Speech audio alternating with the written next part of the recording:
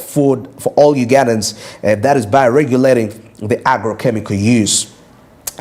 However, there is a concern that has actually been noted that the regulations as required to be passed under the Act have actually not been enacted and passed. 2006, and this is how many years down the road? That's about 19 years down the road, and the regulations that the article suggested have not been passed. So that is a huge weakness to the government when it comes to the implementation of the agricultural chemicals.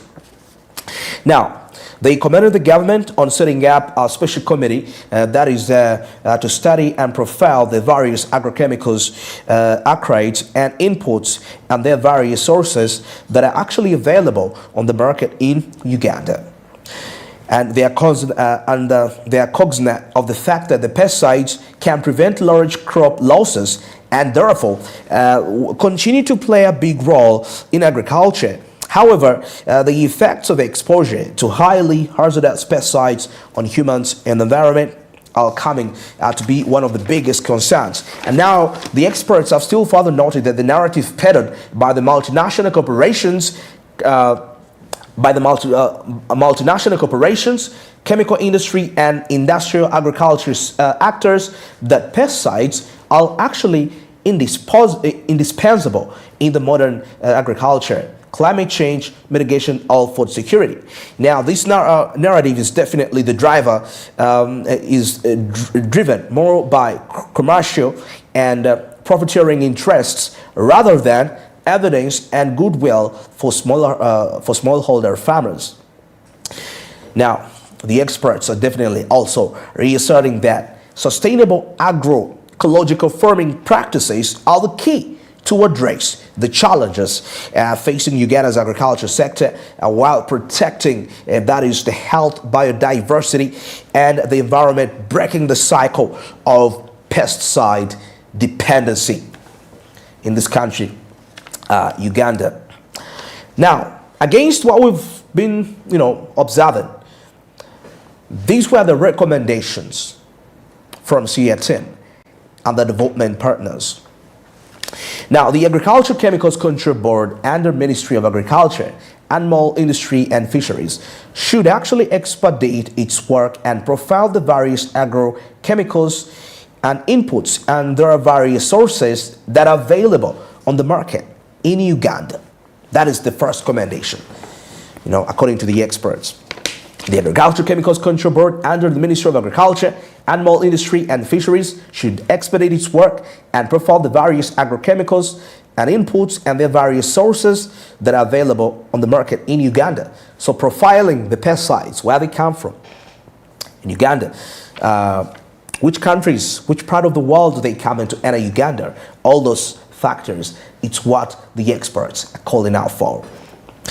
Now, the government should ban the importation of highly hazardous pesticides. This according to the recommendations, And the government, through the Department of Crop Inspection and Certification of the MIEF, should actually strengthen the regulation, management, use, handling, storage, and med of agrochemicals in Uganda.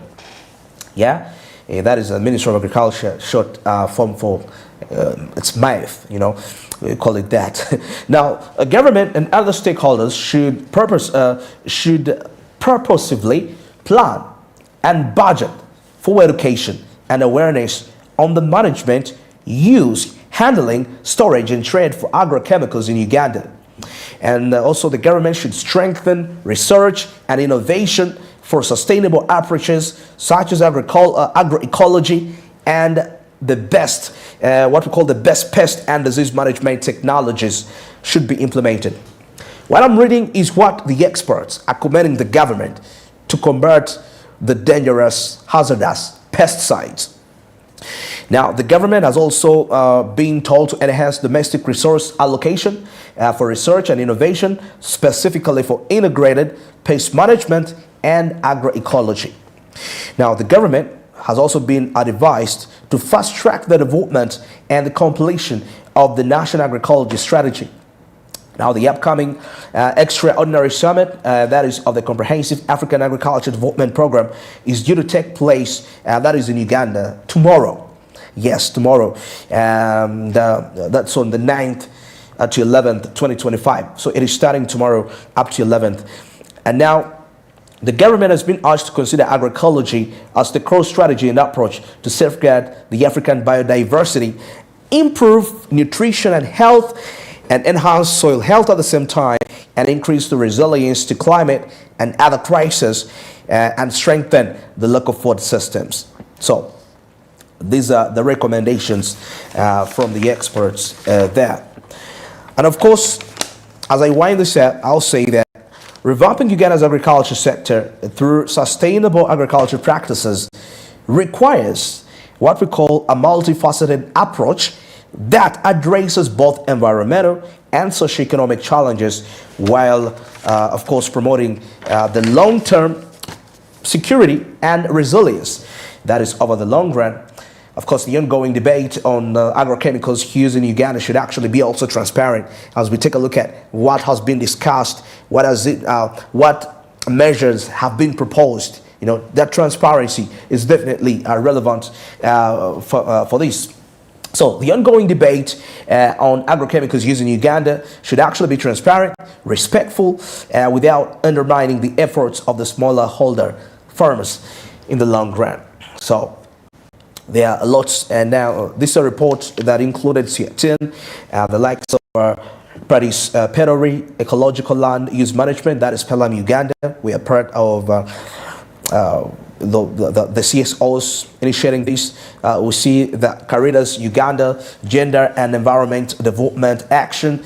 We have Center for Food and Adequate Living Rights here, and then the Alliance for Food Sovereignty in Africa concept, the Eastern and Southern African Small-Scale Farmers Forum, that is Uganda, the Food Rights Alliance, and also the Food Coalition Uganda. So all those were part of the initiatives, the CSOs that led this narrative.